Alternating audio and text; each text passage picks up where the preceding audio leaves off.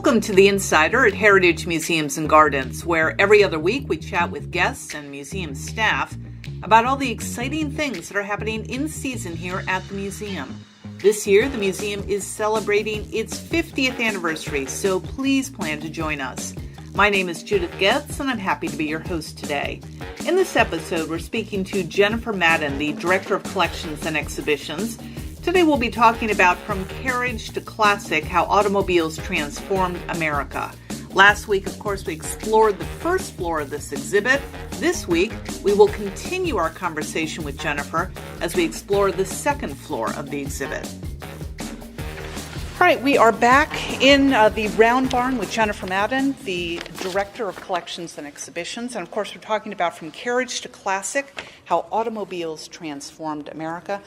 Jennifer, this is very different than what I would say is the first part of this entire exhibit. This first part, you're seeing a huge evolution in design, in car, in function, engine type. I mean, I could go on. Right, yeah. Down here on the lower level, you're seeing cars as they kind of develop into a new system of, some similarities. Right. But we're going to delve into exactly what the differences are. And we're going to start with the 1919 Pierce Arrow Model 48. Right. So as you were alluding to, as you come downstairs here now, gasoline is pretty firmly established as the way automobiles are going to be powered in the future.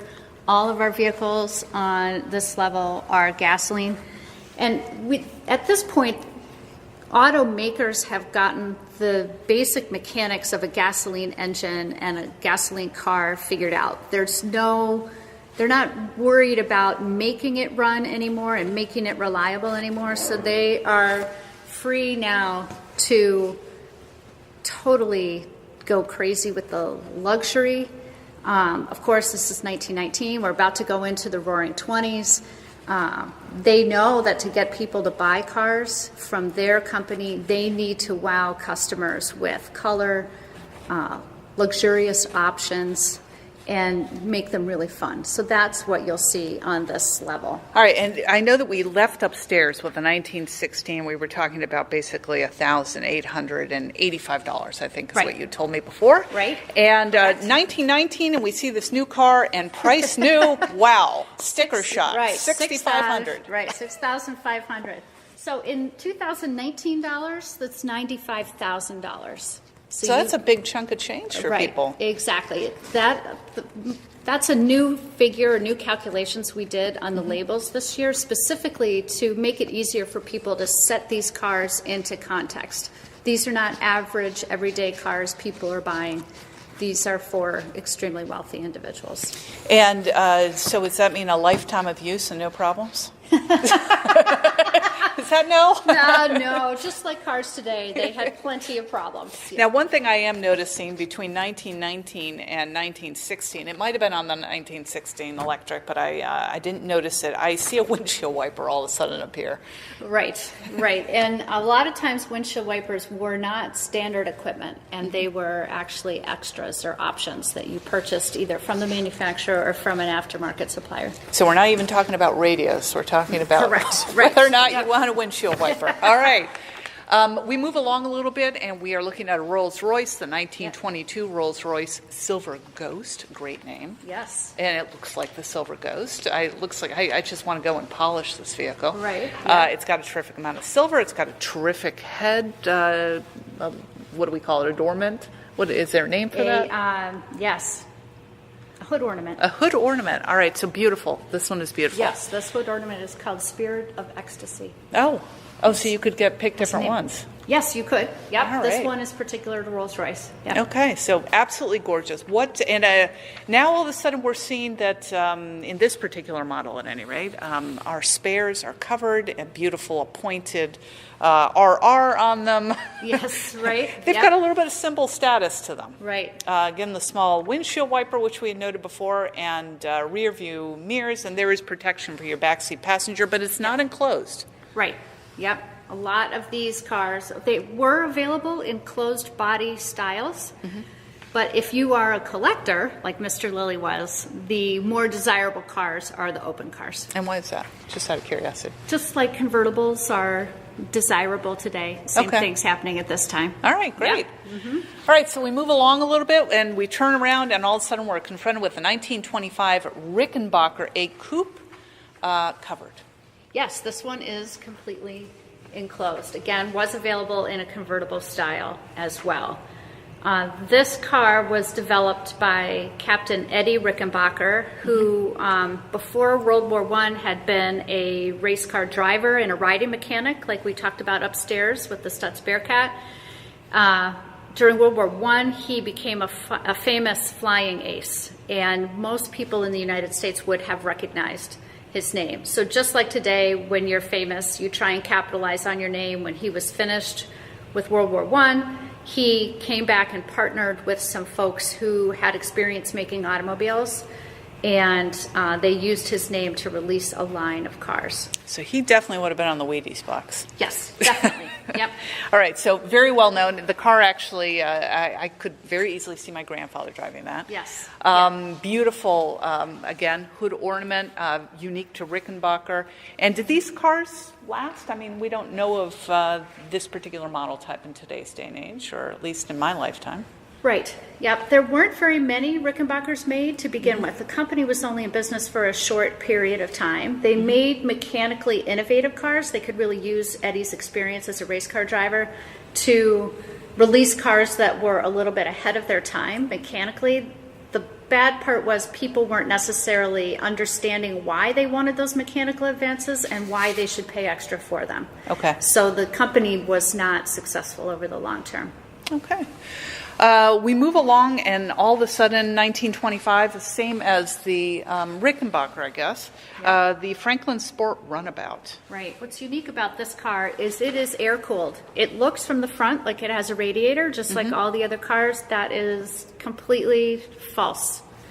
It is an air-cooled car, but they just wanted to give the illusion of having a radiator like all the other cars. Franklin, from the beginning, they only made air-cooled cars. That was very unusual at the time. But until the Volkswagen Beetle came along, this was the most successful air-cooled car manufacturer out there. All right, so all of a sudden you're seeing a terrific amount of standard options on here. The headlights are large. Yes. And they're in place. They're not movable. Right. You're noticing hood ornaments. People, as you had mentioned, are trying to distinguish their automobile from others, and terrific amount of elegance as well. Yes. Yep.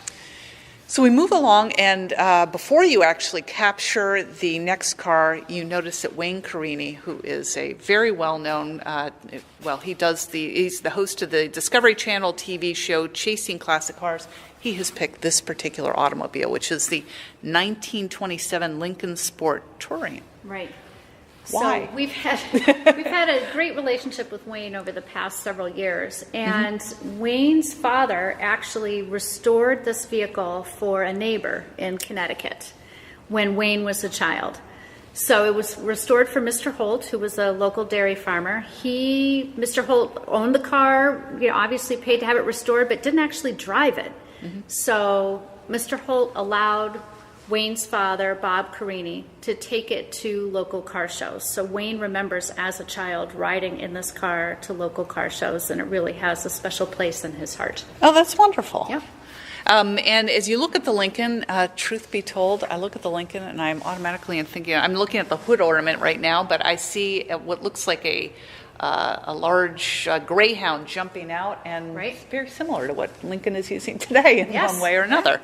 So beautiful, beautiful automobile, and harkens back to some of the earlier ones that we saw in the way that some of the pieces are designed. Yep. But all of a sudden we've got 3 rows Right. in this particular one. Yep, there are jump seats for a middle row in this car, so you can fold those away if you don't need them, or get them out if you have more passengers. Wow. So we're getting bigger. We're approaching a bus, maybe. Yep. And next car that we see is bright red, beautiful car, 1927, just like the last one we saw. This is the LaSalle Sport Phaeton. Phaeton. Yep. And the back seat, unlike other cars, and I hate to point out this one difference because I know that's probably not why it's in this particular exhibit, but those backseat passengers are really kind of secluded. Right. This car is called a dual cowl body style. So the cowl is the part of the body at the back of the hood, right in front of the driver. So in this case, there is a cowl in front of the driver and then also a cowl behind the driver and ahead of the backseat passengers. That was a very, very rare body type. Only 10 of them were made in 1927 and only 3 survive today. So this is a pretty rare body style. To get in, you need to open the door, lift up, that whole cowl hinges up so you can get in and then pull it back down. Wow, so you're in there for the long haul. You are in there, yes. Yep. You're not going anywhere. Right. Okay. Well, anything in particular about the engine that people should know? This car has a pretty standard engine. What's special about this car is the body style. This is the first car that was designed by Harley Earl, who went on to become very famous auto designer. But at this point, body design was a brand new, wasn't even really a profession yet, and he was one of the first people to do it. And one thing that you will know are a lot of lights and things that you're not necessarily seeing on other cars. What look like, modern day spotlights on some, say, 1960s model cop cars. Right, yes. So again, you're not necessarily driving or arriving at places with well-lit street signs or well-lit house numbers, so you could use the spotlight to help you get around at night. All right, terrific. We moved down and a similar car, actually it's about 7 years older, to the car that we've just seen. This is the Ford Phaeton Model 48. Yeah. Is there something with the Model 48? It seems like a couple of the cars have Model 48s. I never noticed it. But this is a beautiful car. Again, it's the Ford, but it's got a little bit of the Lincoln hood ornament on it. Right. But a beautiful car nonetheless. You've got a very standard wheel over. Now everything has moved over into the left-hand side. Yep. There's actually a dashboard that looks very familiar to drivers today. Right. You've got a nice little glove compartment box. So people are spending a little more time in the car, I'm thinking. Right. This car, in contrast to every other car on this floor, this car is a relatively affordable vehicle for your average family. This is a Ford. Price new in 1935 was $580. So in 2019 dollars, that's about $10,500. Very, very reasonably priced. And you actually have another figure that I think kind of gives a little bit of relevance to that price new, which was, again, $580. The average annual income in 1935 was $1,500. Right, yeah. So if you save your pennies, it's affordable. Right. This is an affordable car. This car also has a great history to it. It was purchased new in 1935 at the Manhattan Ford dealership for Paul Talbot, who was 16 at the time. When he had turned 12, he asked his parents for a bicycle, and they really felt bicycles were unsafe. And so they made a deal with him. If he held off on the bicycle, they would buy him a brand new car when he turned 16. So he took them up on that deal, and they went and picked up the car, and then they drove it to their house here on the Cape in Brewster, and it stayed at the Brewster house for then 3 generations after that until it was donated to the museum by Paul's wife. Well, it's in pristine condition. Yes. For those that come to see it, you really will be considering the history and the many things that can happen generation to generation. Right. This is quite amazing to be able to see something of this stature in such great condition. Yes. And this is a great car, this next one. We're talking about Burgundy and the 1936 Cord Westchester. And now we have just gone full on, very protective. It almost looks like a capsule on the inside. Right. Yeah. The design of this car was extraordinary for the time. It didn't look anything like any other 1930s car that was out there. The designer for this, E.L. Cord, was thinking so far ahead of his time, and he released a ton of new features on this vehicle. So things that people can see are the teardrop-shaped fenders. You'll notice it's so low. It's front-wheel drive. So this is the first car that is manufactured, commonly available to average buyers with front-wheel drive. Mm-hmm. That means that the rear drivetrain is eliminated, and the whole car can get lower and eliminate the running boards on the sides of the car. This is the first car that has the alligator-style hinged hood, like we associate with cars today. The shape of the front of the hood here, it's called a coffin nose for obvious reasons. There are disappearing headlights. Yeah, I did notice that. Right? Beautiful. Right, and those are actually operated by 2 hand cranks inside here. The driver needs to operate a hand crank, and the passenger operate a hand crank to get the headlights up. And do they have to continuously handle that, or you open and close it? You can open and close it and then leave them. The unfortunate thing was there were so many new features on this car released all at the same time that had not been adequately tested in advance. This car got a reputation of being absolutely gorgeous but completely unreliable.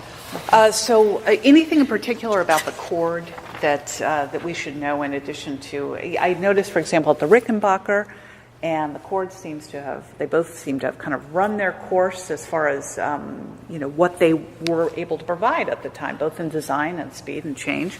And we don't hear of Cords anymore.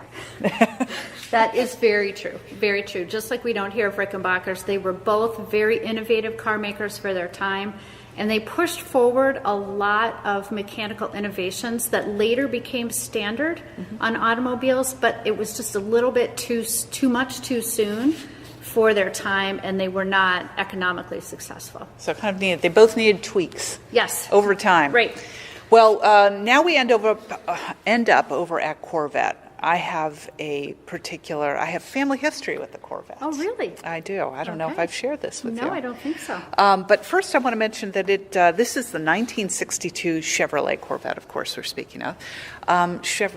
Corvettes celebrated a birthday recently, didn't they? Yes, they did. They were 50 years old as well.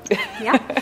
So sharing a lot. Yes. But, for many reasons, which we won't get into.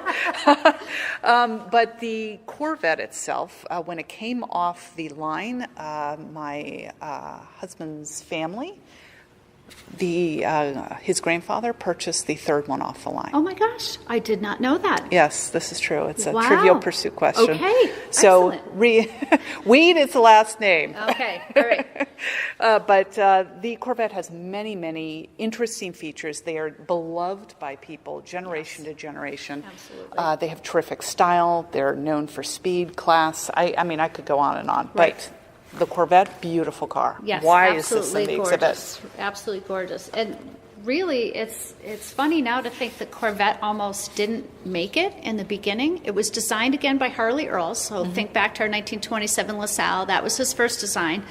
And then later, he designed the Corvette, and it was released at the Motorama, which was an annual car show that GM did. And most of the cars at the Motorama were intended as one-offs, sort of crazy designs or just to show what the company could do, but they weren't meant to be cars that went into production. But the Corvette went into production virtually unchanged, which was very unusual.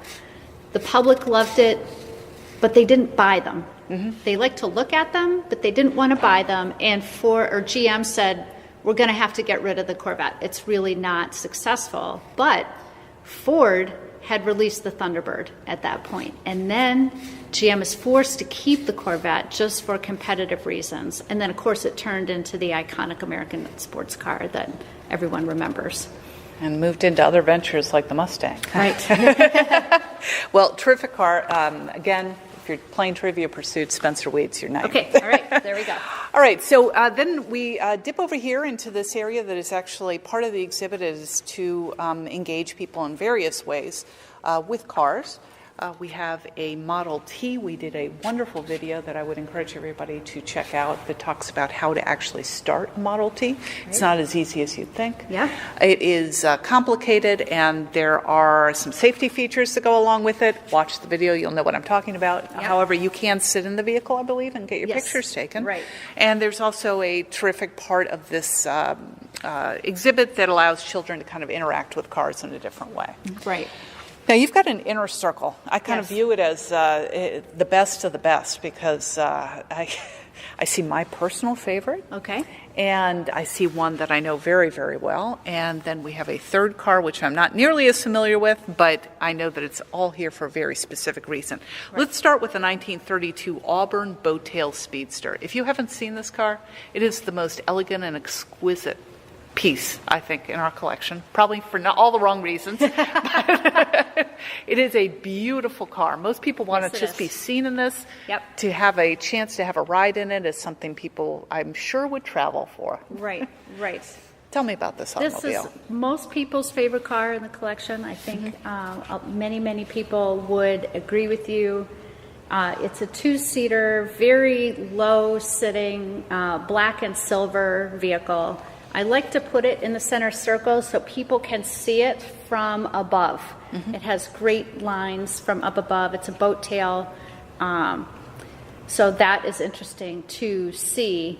Surprisingly, although it looks like a very expensive car, it was not a particularly expensive car for the time. It cost $975, which again at 2019 dollars is $18,000, fairly reasonably priced.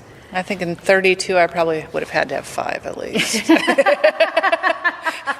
It was sort of what they call showroom bait, where people would want to go into the Auburn dealership and take a look at this car, but then possibly buy another Auburn that was more practical. You for just a family. said that because it's got marketing behind it.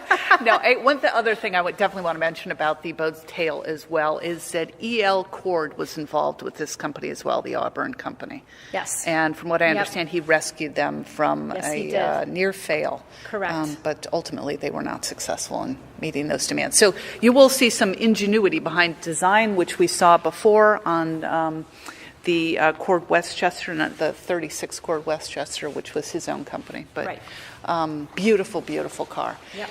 This car, I think Heritage is best known for this next particular car, and it's not because of its most interesting paint job, which is a pale green along with a bright yellow. I'm talking, of course, 1930 Duesenberg Model J. Yes. Who owned this car?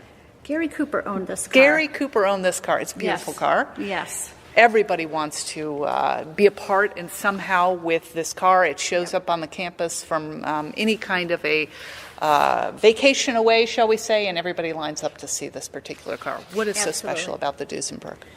Duesenbergs were considered and are considered today the best car that America produced. The Model J in particular was considered the best of the Duesenbergs, and so to have a Duesenberg Model J and then to have it be owned by Gary Cooper, a famous owner, really puts it above and beyond most of the other cars in our collection. So we're talking about 1930. We've talked about prices. This would have been, let me just start with this particular figure. 1930, the average annual income was $1,388. Right. What did this particular Duesenberg sell for brand new then? About $14,000. Yeah, nobody's affording this. Nope. Very few people. Right. So this has a custom body on it. Something we haven't discussed yet in either podcast is that in early luxury vehicles, like with the 19 Simplex upstairs, what you were buying was the motor and the chassis for the car, or the frame of the car. You were not buying the car with the body on it. So, for example, upstairs Simplex, you couldn't buy a body from the company. You had to go someplace else to get a body. Here, Durham, so Duesenberg made the car, Durham made the body, a very high-end body style maker. So you could get a custom body however you wanted it arranged. So it had a dual purpose as well. It can be a racing car. Yes. correct? Yeah, Gary Cooper raced this car. He had the back end modified to a boat tail to make it faster. We did not. Previous owners restored it to its original configuration in the rear. And the colors, is that just... Colors are original. They're This original, is wow. Primrose yellow and Parkway green. Original colors for this I can't car. say I would have gone for something like this, but it definitely is flashy. Yes, definitely. And you will notice it. And of course, this car as well was picked by David McGraw. Why did he pick this particular automobile? David has had a really long association with Heritage, back to when Mr. Lilly was alive, and David really appreciates all of the luxury features available on this car. No, it's absolutely beautiful. Yes. Just no words. Yep. So now we are heading to the third car, which is a 1930 Cadillac V16 convertible coupe. I kind of consider it nondescript. It is beautiful, but I'm not quite sure what is so special about this. What's really special about this car is the V16 engine. Okay. There was a competition between Packard and Cadillac in the 1920s to release a larger, more powerful engine. So Packard had released a V12 engine, and so that set Cadillac up to try and develop a V16. Why do I care about a V16? A V16 is incredibly unusual and is the absolute most powerful engine that you could get at that time period. They developed it in top secret conditions, so nobody else would be able to see what they were doing. The engine itself, for those gearheads out there, the engine itself is considered to be a work of art. Okay. Yeah. And I do know that a fair amount of time is this a running automobile today? This is not currently a Okay. running automobile, no. So a lot to be said for this particular automobile. I do want to mention one other thing about the Duesenberg, which I kind of skipped over, but I think it's, since we had mentioned it before, I will mention it in regards to the Duesenberg. I believe E.L. Cord was involved with Duesenberg as well. Yes, E.L. Cord was involved with Auburn first, then Duesenberg, and then Lycoming Engine. He bought Lycoming Engine as well, and then that set him up with a financial base to open Cord. So it's kind of sad, actually. I mean, you think of Ford, but E.L. Cord actually seemed to have been, the father of ingenuity for a certain time period when we're talking about the beginning of our cars. They're operating a little bit on different planes in that E.L. Cord is focusing on luxury vehicles. Ford, for most of its early history, had been focusing on exactly the opposite, believing that the future of the automobile was in making cars inexpensive enough that the vast majority of people would be able to buy them, rather than focusing on cars that were so expensive that only a few people would be able to afford to buy them. All right. Now, as we look at this entire exhibit on the lower level again of the Auto Barn, what do you hope people take away from this particular level? It's a little bit different in that there was huge change happening early on, yes, from the early 1900s. Right. But now we've kind of settled into body types. We're working more on options. We're working on engine types, yep, body, as I mentioned. Yep.